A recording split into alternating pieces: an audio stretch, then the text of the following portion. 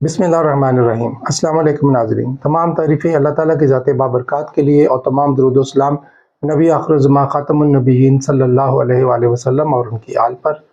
49 news के digital platform से बाबर अली बिशारत आपकी खिदमत में हाज़िर हूँ।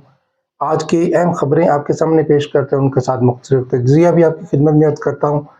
नाज़रीन, सबसे पहली खबर जो है वो ये कि अल्लाह ताला के फ़ज़ल व करम से, अल्लाह ताला की रहमतों, बरकतों, उसकी रानाइयों, उसके अनवार व तजल्लियात के साथ मुज़य्यन जो महीना माह रमज़ान था, वो अपने पूरी शान व शौकत के साथ जो है वो अपनी तकमील तक पहुँच चुका है। माह शवाल का चाँद नज़र आ गया है पाकिस्तान भर के अंदर।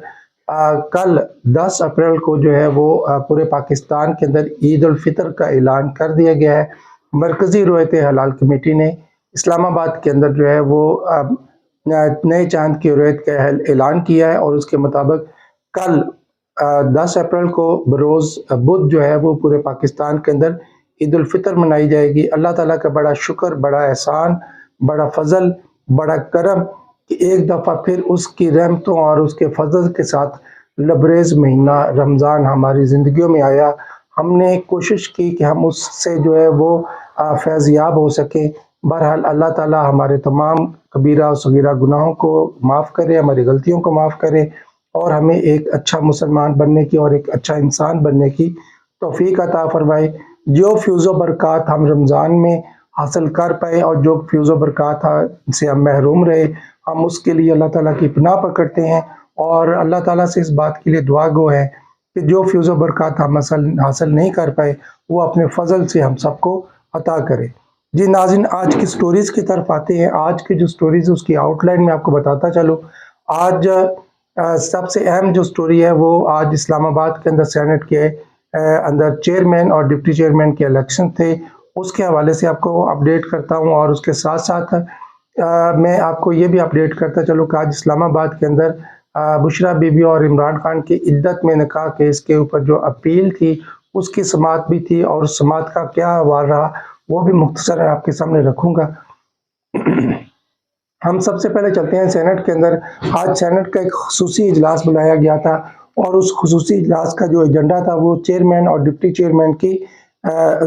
उसका इलेक्शन था और उसके लिए प्रिजाइडिंग ऑफिसर की जिम्मेदारियां जो इसहाक डार, सेनेटर इसहाक डार जो थे वो सारे अंजाम दे रहे थे। इस मौका पर पाकिस्तान तहरीक इंसाफ और सुन्नी इत्तेहाद काउंसिल के जो सेनेटर्स थे उन्होंने इस बात के ऊपर जो है वो ऐवान के अंदर शोर शराबा किया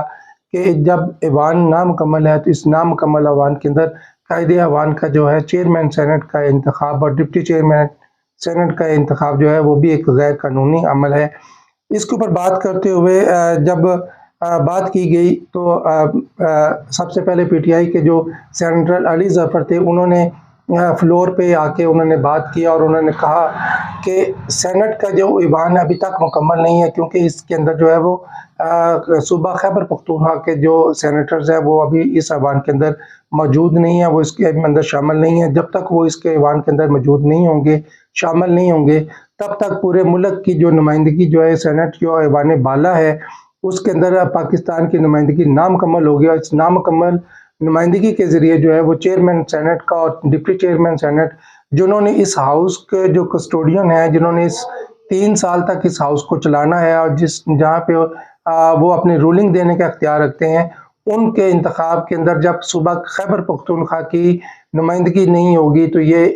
जो इंतखाब है ये गैर कानूनी होगा, गैर अखलाकी होगा, गैर आइनी होगा। इसको फौरी तौर पे इसको मनसूख किया जाए, मुलतवी किया जाए। जब तक खैबर पख्तूनख्वा से सेनेटर्स मुंतखब होकर इस ऐवान का हिस्सा नहीं बनते, तब तक चेयरमैन सेनेट और डिप्टी चेयरमैन सेनेट का जो है इंतखाब वो मौखर किया जाए। इस मौका पर जो है वो सेनेटर अली जफर ने कॉन्स्टिट्यूशन के आर्टिकल 59 का उन्होंने जिक्र किया, जिसके मुताबिक उन्होंने बताया कि सेनेट के आइन के मुताबिक सेनेट के जो है वो कुल 96 अरकान होंगे और हर सूबा के अंदर से 24-24 अरकान जो है वो मुंतखब होकर सेनेट का हिस्सा होंगे। बराबरी का जो हक है वो सेनेट के अंदर दिया जाता है तमाम सूबा जात को और उसके अंदर आबादी का तनाज़ब, उसके अंदर रकबे का तनाज़ब नहीं देखा जाता, बल्कि तमाम सूबा जात को पाकिस्तान के जो ऐवान बाला है जिसको सेनेट कहा जाता है उसमें बराबरी का हक दिया जाता है। हर सूबे के अंदर जो है वो 24 सेनेटर जो है वो मुंतखब होकर सेनेट के अंदर ہاؤس آف جو ہوتا ہے اس کے اندر پہنچتے ہیں، ہاؤس آف فیڈریشن کے اندر پہنچتے ہیں، اور جب یہ الیکشن جو ہے وہ ابھی نامکمل ہیں، ابھی صوبہ خیبر پختونخوا سے الیکشن نہیں ہوئے ہیں، وہاں سے سینیٹر منتخب نہیں ہوئے۔ اس کے بارے میں تھوڑی سی تاریخ میں آپ کو حوالہ دیتا چلوں کہ ابھی ایک ہفتہ پہلے جو ہے وہ تمام پاکستان کے اندر تمام صوبائی اسمبلیوں اور قومی اسمبلی کے اندر جو ہے وہ سینیٹرز منتخب ہوئے، نئے سینیٹرز جو ریٹائر ہو گئے تھے نصف سینیٹرز، ان کی جگہ پہ نئے سینیٹرز منتخب ہوئے ہیں، اور منتخب ہو کے وہ ایوان کا حصہ بنے ہیں۔ لیکن الیکشن کمیشن نے اپنے ایک آرڈر کے ذریعے کے پی کے اندر جو ہے وہ سینٹ کے الیکشن جو ہے وہ ملتوی کر دیے تھے، اور اس کے اندر انہوں نے اس بات کے اوپر پلی لی تھی کہ کیونکہ خیبر پختونخوا کی جو ہاؤس ہے وہ ابھی مکمل نہیں ہے، اور اس کے مکمل نہ ہونے کی وجہ سے یہاں پہ سینٹ کے جو الیکشنز ہیں وہ نہیں کروائے جا سکتے۔ الیکشن کمیشن جو ہے وہ اپنی پوزیشن جو ہے مختلف اوقات میں مختلف پوزیشنز لیتا رہا ہے، اور یہ اس کی جو تمام پوزیشنز ہیں وہ تمام ہی کنٹراڈکٹ پوزیشن رہی ہیں، ایک دوسرے سے متصادم رہی ہیں۔ اس سے پہلے جب پنجاب کے اندر اور جب قومی اسمبلی کے اندر اور دیگر صوبائی اسمبلیوں کے اندر بھی جو الیکشنز ہوئے ہیں، وزیر اعلیٰ کے انتخاب ہوئے ہیں، وزیر اعظم کا انتخاب ہوا ہے، تو تب بھی اسی بات کے اوپر نکتہ اٹھایا گیا تھا کہ یہ ہاؤس نامکمل ہے، یہ انتخابات نہ کروائے جائیں۔ صدر پاکستان کا جب انتخاب ہوا تھا تو تب بھی اس بات پہ نکتہ اٹھایا گیا تھا، زور دیا گیا تھا، شور مچایا گیا تھا، ایوانوں کے اندر شور مچایا گیا تھا، باقاعدہ تقریریں ہوئی تھیں، اور اس بات کو اس نکتے کو اٹھایا گیا تھا کہ یہ ایوان مکمل نہیں ہے۔ لیکن اس وقت الیکشن کمیشن نے اپوزیشن کی یا پی ٹی آئی کی ان تمام جو آرگومنٹس تھے ان کو نظر انداز کر دیا تھا۔ اس نے صدر پاکستان کا بھی الیکشن ہوا، وزیر اعظم پاکستان کا بھی الیکشن ہوا، وزرائے اعلیٰ جو ہے صوبوں کے وزرائے اعلیٰ ان کے بھی الیکشنز ہوئے۔ یہ الیکشن جو ایوان نامکمل ہے، یہ نامکمل والی بات کیا ہے؟ نامکمل والی بات یہ ہے کہ تمام صوبائی اسمبلیوں اور قومی اسمبلی کے اندر جو ہے وہ تمام جماعتوں کو جو وہاں پہ ایوان کے اندر موجود ہوتی ہے ان کے تناسب سے ان کو مخصوص نشستیں الاٹ کی جاتی ہیں، اور یہ مخصوص نشستیں بھی انہی ایم این ایز یا ایم پی ایز کے برابر ہوتی ہیں جو الیکشن براہ راست جیت کے عوام کے ووٹوں سے آئے ہوتے ہیں، ان کے برابر ہی ان کی ویلیو ہوتی ہے، ان کا ووٹ ہوتا ہے۔ اور یہ سیٹیں جو ہیں وہ جو دیگر جماعتوں کا جیسے کہ مسلم لیگ نواز یا پاکستان پیپلز پارٹی یا ایم کیو ایم یا دیگر جماعتوں کو جو ان کے تناسب سے حساب سے وہ مخصوص نشستیں دی جانی تھی وہ تو دی گئی، لیکن پاکستان تحریک انصاف جو سنی اتحاد کونسل کے پلیٹ فارم سے ان کے جو ایم این ایز اور ایم پی ایز جو اسمبلیز کے اندر موجود ہے ان کو ان کی مخصوص نشستیں نہیں دی گئی۔ اس کے اندر کچھ ٹیکنیکل ایرر کی وجہ سے ان کو وہ مخصوص نشستیں الاٹ نہیں کی گئی، بلکہ ایک پورے کیس کے فیصلے کے تناظر میں الیکشن کمیشن نے یہ جو مخصوص نشستیں ہیں یہ دیگر پارٹیز کو دینے کا اعلان کر دیا تھا، اور قومی اسمبلی کے اندر اور پنجاب اور سندھ اور بلوچستان کے اندر جو ہے یہ نشستیں پی ٹی آئی کو دینے کے بجائے، سنی اتحاد کونسل کو دینے کے بجائے دیگر پارٹیوں کے اندر، جس میں Pakistan Muslim League Nawaz, Pakistan Peoples Party, M Q M اور دیگر جو پارٹیز تھی، جے یو آئی ایف تھی، ان کے وہ نشستیں تقسیم کر دی گئی تھی، پی ٹی آئی کی نشستیں تقسیم کر دی گئی تھی۔ تمام جگہوں پہ تو حلف برداریاں ہو گئی ہیں، لیکن خیبر پختونخوا جہاں پہ پی ٹی آئی کی گورنمنٹ ہے، ان کے سپیکر اور ڈپٹی سپیکر ہیں، انہوں نے ان مخصوص نشستوں پر جو نوٹیفکیشن جاری الیکشن کمیشن نے کیے تھے ان کے مطابق ان ممبران سے حلف لینے سے انکار کر دیا تھا، اور جس وجہ سے جو ہے وہ ایوان نامکمل رہا، اور ایوان نامکمل ہونے کی وجہ سے وہ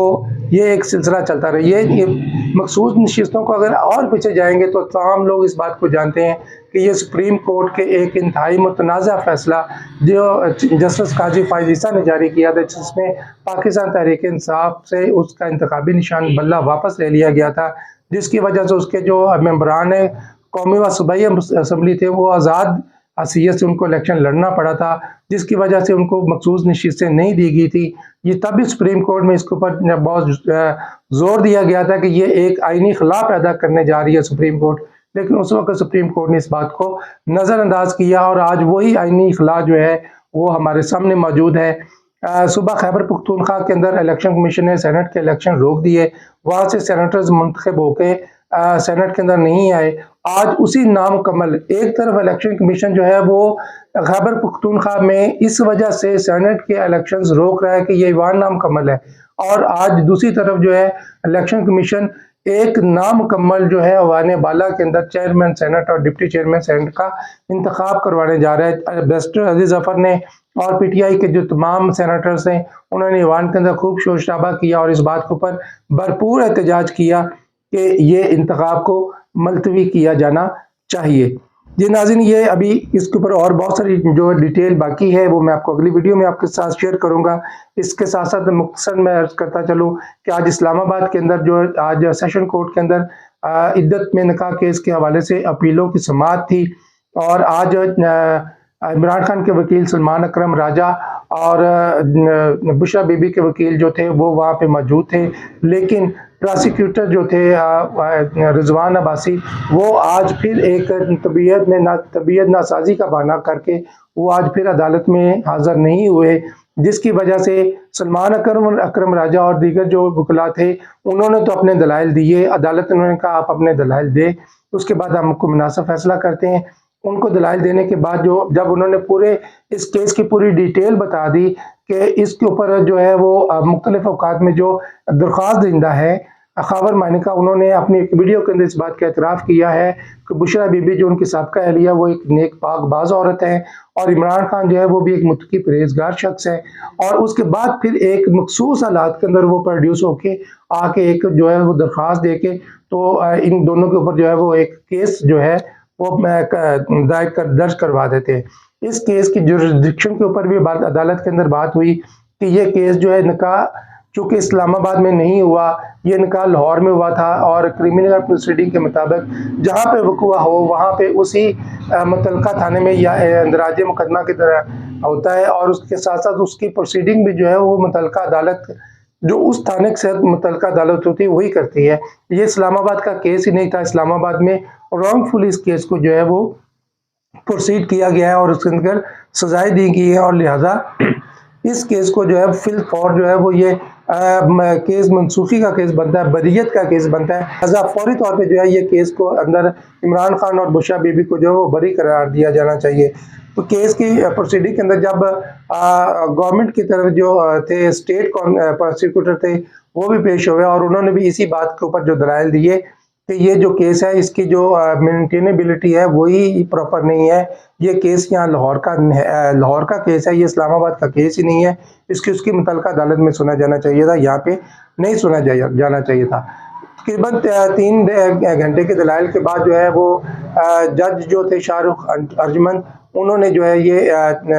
اس کیس کی جو ہے وہ اس کو عید کے بعد تک جو ہے اس کو پر تاریخ دے دی ہے، 15 اپریل کی تاریخ دے دی ہے کہ 15 اپریل کو جو ہم دونوں سائڈوں کو بیلنس سننے کے بعد، یعنی کہ پروسیکیوٹر جو تھے رضوان عباسی جو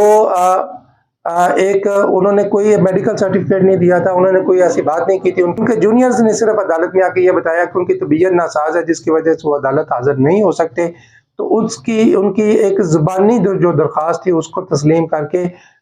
جو سیشن جج تھے انہوں نے اس کیس کے اوپر بجائے فیصلہ دینے کے انہوں نے اس کیس کے اوپر پھر سے ایک تاریخ ڈال دیا، 15 اپریل کو جو ہے وہ اس عید کے بعد